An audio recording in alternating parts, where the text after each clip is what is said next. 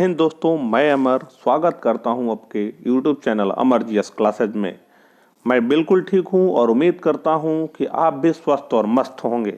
जैसा कि हमने ये बताया था कि हम लोग की संविधान की सीरीज निरंतर चलती रहेगी, उसी के आगे क्रम में आज हम देखेंगे उद्देशिका यानी प्रस्तावना। प्रस्तावना क्या है और पूरा इसके बारे में समझेंगे। एक चीज़ मैं इस वीडियो को शुरू करने से पहले मैं बता दूं कि बहुत सारे बच्चों को ये प्रॉब्लम होती है कि आखिर प्रस्तावना से क्वेश्चन कैसे आते हैं, प्रियम्बल से क्वेश्चन कैसे आते हैं।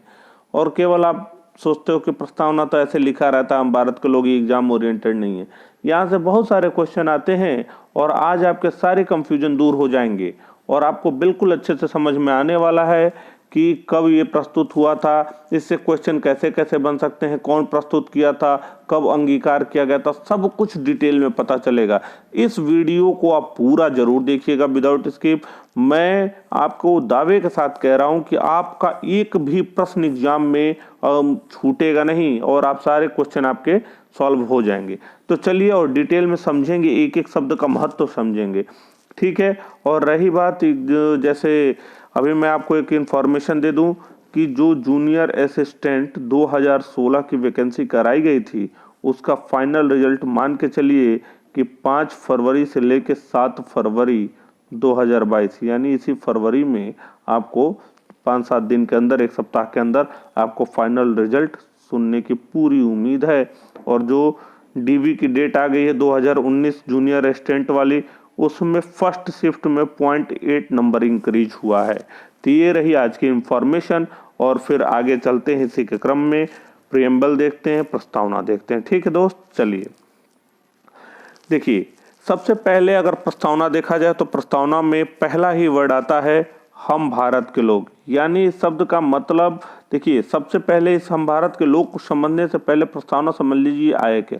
प्रस्तावना का मतलब होता है, जैसे मान लेते हैं एक बुक है, कोई भी, जैसे लक्ष्मीकांत ही ले लीजिए संविधान की बुक।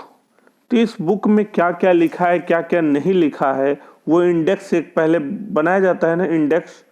ठीक वैसे ही अब इस इंडेक्स को अगर हम पढ़ ले तो हमें पूरा पता चल जाएगा कि इस पेज पे ये है, इस पेज पे है और इस बुक में क्या क्या है, यानी उससे पता चल जाता है। ठीक उसी प्रकार संविधान को अगर संक्षेप में आपको समझना है कि हमारा संविधान कैसा है, संपूर्ण संविधान कैसा बना है, तो आप केवल उद्देशिका यानी प्रस्ताव यानी प्रियम्बल पढ़कर आप समझ सकते हैं कि संविधान की प्रवृत्ति और प्रकृति कैसी है।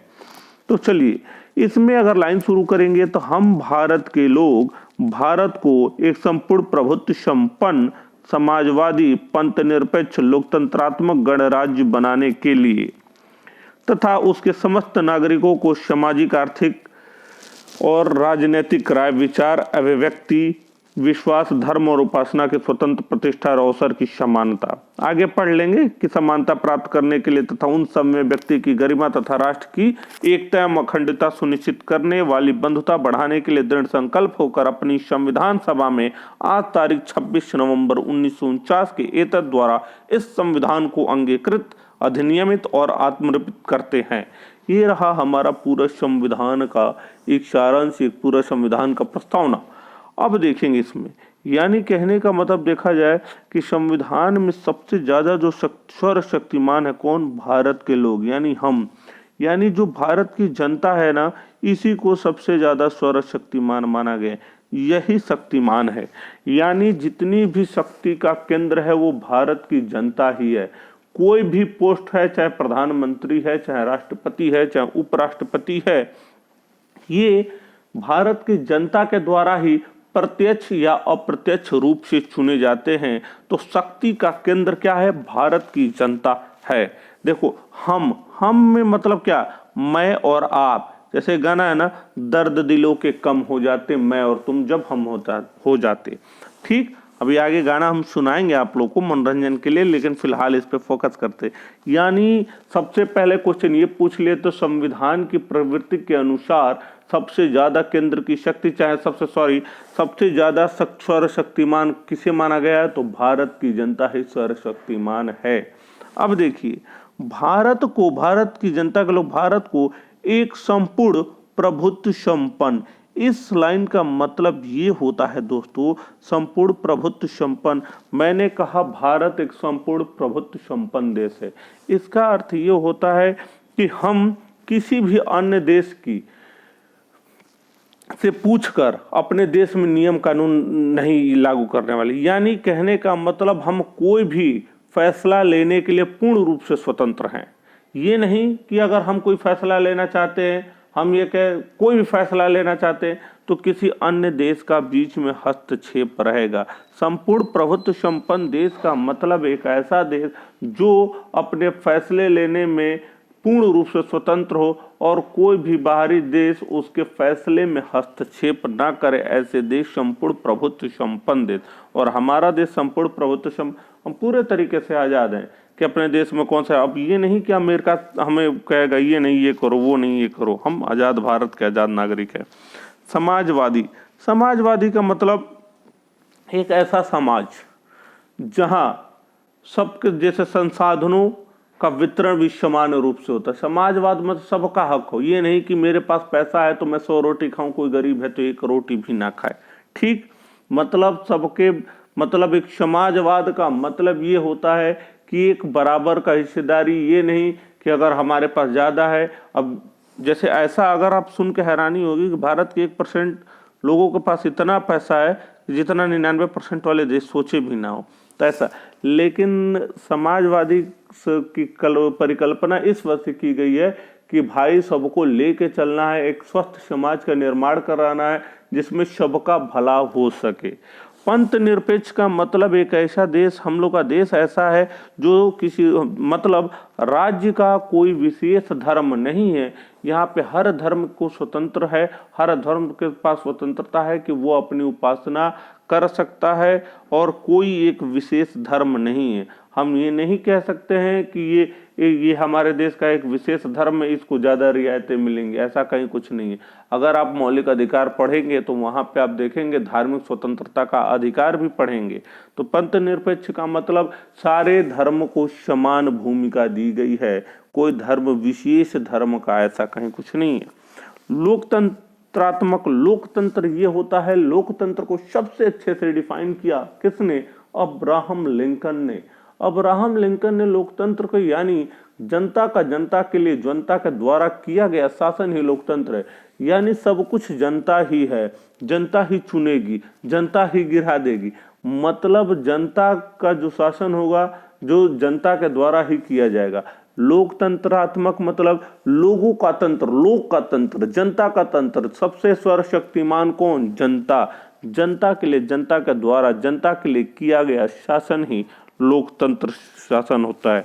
गणराज्य, गणराज्य गणतंत्र जरा समझ लेना। यानी कि जो भी हमारा राष्ट्रीय अध्यक्ष है, यानी जो राष्ट्रपति हैं, वो चुनाव के आधार पर नियुक्त होंगे। अप्रत्यक्ष रूप से होता है लेकिन चुनाव के आधार पर होता है, वंश के आधार पर नहीं होता है। जैसे अब ब्रिटेन वोटन में राजा रानी, महाराजा महारानी होते हैं, लेकिन हमारे यहाँ नहीं है कि जैसे मान लेते हैं कोविंद है, चाहे कोई भी जो भी राष्ट्रपति, अब उनका पुत्र है तो वही राष्ट्रपति बनेगा, ऐसा नहीं। अभी हमें अगर मन करेगा कि नहीं, अब हम कितना यूट्यूब पे पढ़ाएं, पूरे जीवन यूट्यूब पे पढ़ाएंगे का, और सुबह कहेंगे कि नमस्कार मित्रों, अमर जीएस क्लासेज में आपका हार्दिक स्वागत है, चैनल को लाइक शेयर और सब्सक्राइब कीजिए, चैनल को लाइक और शेयर। हम कहें आज के बाद ये सब बंद, अब हम बनबे का राष्ट्रपति बनेंगे। तो राष्ट्रपति बिल्कुल बन सकते हैं हम, भारत की जनता, लेकिन उसके लिए क्राइटेरिया है, उसे हम पार करना पड़ेगा। जैसे फॉर्म फिलअप करने के लिए होती है ना, ये उम्र चाहिए, ये क्वालिफिकेशन होनी चाहिए, ठीक उसी प्रकार उसमें 35 साल उम्र होनी चाहिए। ये सब जब मैं राष्ट्रपति पढ़ाऊंगा और राष्ट्रपति बनने के लिए क्या क्या क्वालिफिकेशन होनी चाहिए, ये सब कुछ आपको वहां पे बताया जाएगा। यानी गणतंत्र, गणराज्य का मतलब जो राष्ट्रीय अध्यक्ष है वो वंश के आधार पर ना होकर चुनाव के आधार पर होगा। अब देखिए, बनाने के लिए उसके समस्त नागरिकों को सामाजिक, आर्थिक एवं राजनीतिक न्याय। यानी क्वेश्चन आपसे पूछ देगा कि संविधान में कितने प्रकार की न्याय की बात की गई है। देख लो 3 प्रकार, सामाजिक, आर्थिक और राजनीतिक न्याय। इस प्रकार के देखो, सामाजिक न्याय, आर्थिक न्याय, राजनीतिक न्याय। स्वतंत्रता कितने प्रकार की? तो विचार, अभिव्यक्ति, विश्वास, धर्म और उपासना की स्वतंत्रता की बात की गई है। प्रतिष्ठा और अवसर की समानता। देखिए, राजनीतिक न्याय मतलब, राजनीतिक न्याय एक ऐसा न्याय होता है कि भाई राजनीतिक में सबको एक विशेष न्याय मिलना चाहिए। अगर ऐसा नहीं होता तो आप बहुत कुछ देख सकते हैं। अगर आप ये भी देख सकते हैं कि जैसे मान लेते हैं कि एग्जाम्पल के लिए, मैं किसी राजनीतिक पार्टी का सपोर्टर नहीं हूँ, समझाने के लिए कह रहा हूँ। जैसे मोदी जी है, चाय चाय बेचते थे, फिर प्रधानमंत्री तक पहुँच गए। तो अब आप ये देख सकते हैं ना, राजनीतिक न्याय है, इस वजह से हम कोई भी चुनाव लड़ सकते हैं। अब इसमें रोक टोक नहीं है कि हम गरीब हैं, अमीर हैं, हमें ये न्याय नहीं मिलेगा। आर्थिक और आर्थिक, सामाजिक, आर्थिक और राजनीतिक न्याय। सामाजिक न्याय, देखिए सामाजिक न्याय ये होता है कि जैसे समाज में सब कोई भेदभाव नहीं, सब एक समान। यानी कहने का मतलब प्रस्तावना और संविधान की जो प्रवृत्ति थी, जो प्रकृति हमारे विद्वानों द्वारा, जो हमारे आदर्शों द्वारा बनाया गया, वो सबको एक सामाजिक न्याय दिलाना, आर्थिक न्याय दिलाना, राजनीतिक न्याय दिलाना। यानी ये सब न्याय का होना एक स्वस्थ देश में, एक स्वस्थ राज्य में होने की अवधारणा एक प्रस्तुत की गई। अब देखिए, स्वतंत्रता की अगर बात की जाए तो यही क्वेश्चन पूछ दिया जाता है, कितने प्रकार की स्वतंत्रता? विचार, अभिव्यक्ति, विश्वास, धर्म और उपासना। यानी 5 प्रकार की स्वतंत्रता की बात की गई। बाकी ये सब आपने देख लिया। राष्ट्र की एकता और अखंडता सुनिश्चित करने वाली, बंधुता बढ़ाने के लिए दृढ़ संकल्प होकर संविधान कब बनकर तैयार हुआ? कुछ नहीं दोस्तों, 26 नवंबर 1949 को। कब लागू हुआ? 26 जनवरी 1950। अब देखिए, ये तो रहा हमारा। सबसे ज्यादा क्वेश्चन अब बनेंगे कहां से? क्वेश्चन बनेंगे सबसे पहले प्रीएम्बल। देखिएगा, क्वेश्चन बनेंगे, अगर आप देखेंगे तो क्वेश्चन यहां से बनेंगे। प्रीएम्बल हमारा यानी कब प्रस्तुत हुआ? प्रीएम्बल यानी प्रस्तावना कब प्रस्तुत हुआ? तो आप यहाँ पे 13 दिसंबर 1946। प्रस्तुतकर्ता पूछ लेगा, कौन प्रस्तुत किया? प्रस्तुतकर्ता अगर मित्रों पूछेगा तो जवाब दीजिए कमेंट में, कौन? यानी जवाहरलाल नेहरू, जीएल नेहरू। अंगीकार कब स्वीकृत हुआ? ये अंगीकार कब किया गया?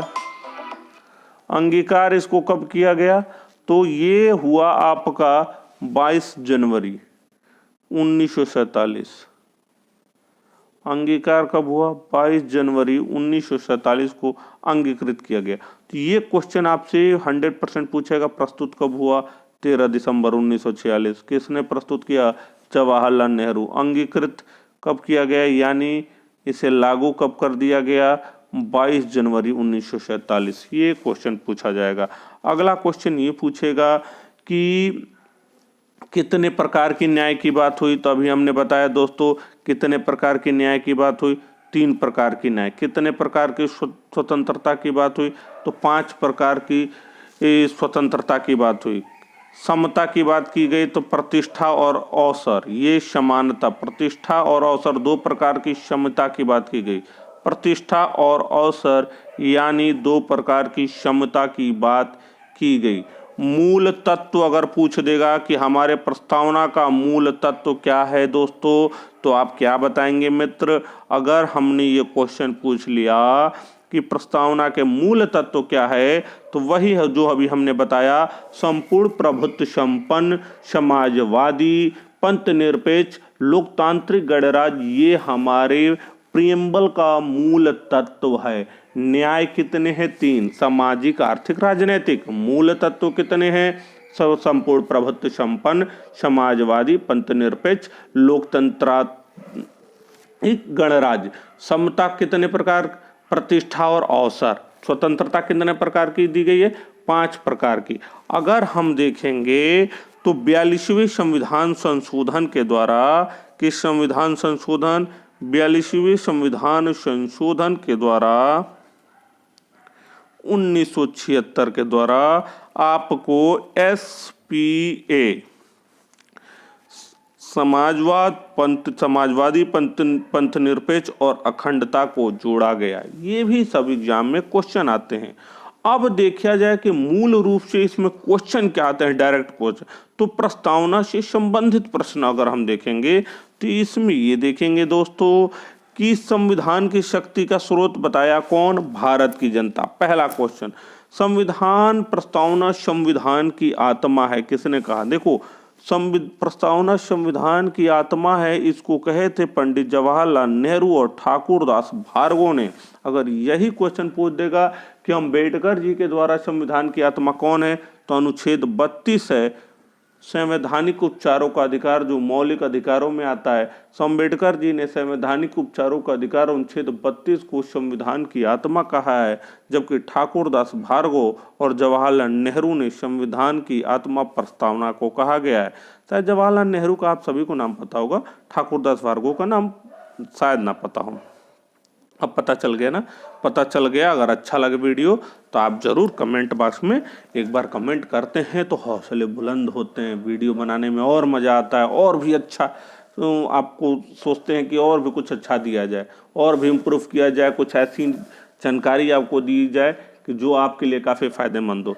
एक चीज़ और, अगर देखिए मैं ऑफिस से आता हूँ, थका हारा रहता हूँ, फिर भी वीडियो बनाता हूँ। एक और चीज़ कि जैसे अभी आप तैयारी कीजिए और इलाहाबाद हाईकोर्ट की जो भी वैकेंसी, मान के चलिए कि 10 फरवरी से सुना गया है कि अगर आती है, आप सब लोग फॉर्म फिलअप कीजिएगा। उसमें कैसे क्या पढ़ना है, कौन सी बुक पढ़नी है, बहुत सारी मार्केट में बुक है। हिंदी के लिए 25 नंबर का आता है, तो हिंदी के लिए कौन सी बुक पढ़ना है? अब आप उठा लीजिए मोटी मोटी बुकें, उलझ जाएंगे उसी में, आपके पास उतना समय भी नहीं है।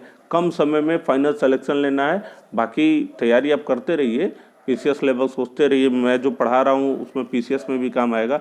लेकिन कौन सी बुक पढ़नी है, कौन सा हथियार लेके हाँ मैदानी जंग में जाना है, मैं आपको अच्छे से बताऊंगा, और वो हथियार बताऊंगा कि जिस हथियार से आप आसानी से युद्ध को और रणभूमि में अपना रण कौशल दिखाकर फतह हासिल कर सकते हैं दोस्त। अब देखिए, इधर देखा जाए कि संविधान को कब अंगीकृत किया गया, तो संविधान को 26 नवंबर 1949 को अंगीकृत किया। प्रस्तावना की भाषा कहाँ से ली गई? ऑस्ट्रेलिया से ली गई। प्रस्तावना की अवधारणा कहाँ से? यूएसए से। संविधान का उद्देश्य क्या है? न्याय, स्वतंत्रता, समानता और बंधुत्व। याद रखना, इसका संविधान का उद्देश्य क्या है? न्याय, स्वतंत्रता, समानता और बंधुत्व। अब देखा जाए कि भारत की प्रकृति कैसी है?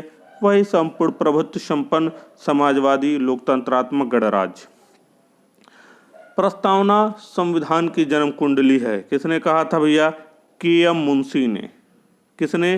प्रस्तावना संविधान की जन्म कुंडली है, किसने कहा था? के.एम. मुंशी ने। जबकि की नोट किसने कहा था दोस्त? अर्नेस्ट वाकर ने। इसे आप स्क्रीनशॉट ले लीजिएगा, काफ़ी इंपॉर्टेंट है। संविधान प्रस्तावना की जन्म कुंडली के.एम. मुंशी ने कहा था। की नोट किसने कहा था? अर्नेस्ट वाकर ने कहा था। प्रस्तावना में अब तक कितने बार कुल संशोधन हुए? तो प्रस्तावना में अब तक कुल 1 बार संशोधन हुआ है। अब देखो, 42वें संविधान संशोधन 1976 के तहत अभी बताया भी था, प्रस्तावना में 3 शब्द नए जोड़े गए। SPA यानी आप क्रम भी याद रखना, ठीक है, समाजवादी, पंथ निरपेक्ष, अखंडता। ये 3 चीज देखिए, कोई भी चीज अगर एक ट्रिक बताता रहूँ, जुड़ा किससे? 42वां, हटा किससे? 44वां। अगर ना एग्जाम में कंफ्यूजन हो तो क्वेश्चन पूछे ये जुड़ा नहीं याद आ रहा है, तो समझ जुड़ा किससे? 42वां, हटा किससे? 44वां। संविधान संशोधन 1978, ये 1976, याद रखना दोस्त, ठीक। 3 शब्द जोड़े गए। प्रस्तावना वाद योग्य नहीं है, अर्थात गैर न्यायिक अपरिवर्तनीय न्यायालय द्वारा संरक्षित नहीं है, वाद योग्य नहीं। ये क्वेश्चन आया है, प्रस्तावना वाद योग्य है कि नहीं? तो प्रस्तावना वाद योग्य नहीं है। अब देखिए, ये जो अगर आप देखेंगे कि स्वतंत्रता, समानता, बंधुत्व, ये कहाँ से प्रेरित हुआ था? ये शब्द ये फ्रांस की क्रांति से प्रेरित हुआ था। स्वतंत्रता, समानता और बंधुत्व कहाँ से? फ्रांस की क्रांति से प्रेरित। वही जबकि सामाजिक, आर्थिक एवं राजनीतिक न्याय रूस की क्रांति से प्रेरित हुआ था। भारत शब्द का उल्लेख प्रस्तावना में मात्र 2 बार हुआ है। भारत शब्द का कितने बार हुआ है? 2 बार। तो ये रहा हमारा प्रस्तावना। फिर से देख लेते हैं इसमें क्वेश्चन जो बनते हैं कि संविधान की शक्ति का स्रोत भारत की जनता। प्रस्तावना संविधान की आत्मा है, पंडित नेहरू और ठाकुर दास भार्गव अंबेडकर जी। अनुच्छेद 32 को संवैधानिक उपचारों का अधिकार कब अंगीकृत किया गया? 26 नवंबर 1949। प्रस्तावना की भाषा कहाँ से ली गई? ऑस्ट्रेलिया। प्रस्तावना की अवधारणा यूएस से। संविधान का उद्देश्य न्याय, स्वतंत्रता, समानता, बंधुत्व। भारत की प्रकृति संपूर्ण प्रभुत्व संपन्न समाजवादी लोकतंत्रात्मक गणराज्य। बहुत अच्छे से समझा है। ना समझ में आए तुरंत बच्चा तुरंत कमेंट बॉक्स में पूछो कि बताओ। अब देखो, प्रस्तावना संविधान की जन्म कुंडली किसने कहा था? के.एम. मुंशी ने। कीनोट किसने कहा था? याद रखना, अर्नेस्ट वाकर ने। प्रस्तावना में अब तक कुल कितने बार संशोधन हुआ? एक बार। वही 42वें संविधान संशोधन 1976 के तहत कितने वर्ड? 3। SPA समाजवादी पंथ निरपेक्ष अखंडता। प्रस्तावना वाद योग नहीं है। स्वतंत्रता, समानता, बंधुत्व कहाँ की क्रांति से? फ्रांस की क्रांति से। शांत रहो। हम सामाजिक, आर्थिक एवं राजनीतिक न्याय रूस की क्रांति से प्रेरित हुआ था। भारत शब्द का उल्लेख प्रस्तावना में कुल कितने बार हुआ है? 2 बार। तो ये आज का रहा वीडियो प्रस्तावना से संबंधित और उससे संबंधित प्रश्न। अगर यह वीडियो आपको कैसा लगा, अच्छा लगा हो चाहे बुरा लगा हो, आप कमेंट बॉक्स में जरूर बताइएगा मित्रों। आपका फीडबैक जानना मेरे लिए काफ़ी अत्यंत जरूरी है। और थैंक्स फॉर वॉचिंग, देखने के लिए बहुत बहुत धन्यवाद। ठीक है, जैसा मैंने बताया था कि आपको एक गाना भी सुनाऊंगा, तो कोई गाना याद आ रहा है? कोई सुना देते हैं आपको। खोई खोई आँखों में सजने लगे हैं सपने तुम्हारे सनम, एक पल जिएंगे ना हम तुम बिछड़ के, आओ खाएं कसम। तो चलिए, ये आपके मनोरंजन के लिए भी गाना भी हो गया, और ये वीडियो अगर कैसा लगा, अच्छा लगा, अगर गाने के बारे में अच्छा गया हो तो ठीक है, खराब गया तो और इम्प्रूव करूँगा तो ठीक है। तो इस वीडियो को देखने के लिए बहुत बहुत धन्यवाद दोस्तों। और ये वीडियो अच्छा लगा तो 3 शब्द तो मैं बोलते बोलते परेशान हो गया हूँ, लाइक, शेयर और सब्सक्राइब, ठीक। और देखिए, आज का ये कोटेशन है मित्र कि it is not important to arrive first but it is important to know how to arrive first. ये ज़रूरी नहीं है कि हम पहले पहुँचें, लेकिन ये बहुत ज़रूरी है कि पहला कैसे पहुँचे जाए, पहला कैसे आया जाए, प्रथम कैसे आया जाए, ये जानना हमारे लिए बहुत ज़रूरी है दोस्तों। तो थैंक यू, और आप स्वस्थ रहिए, मस्त रहिए, और जल्दी से आप सभी का सिलेक्शन हो इस वर्ष, यही प्रार्थना है। Thank you class.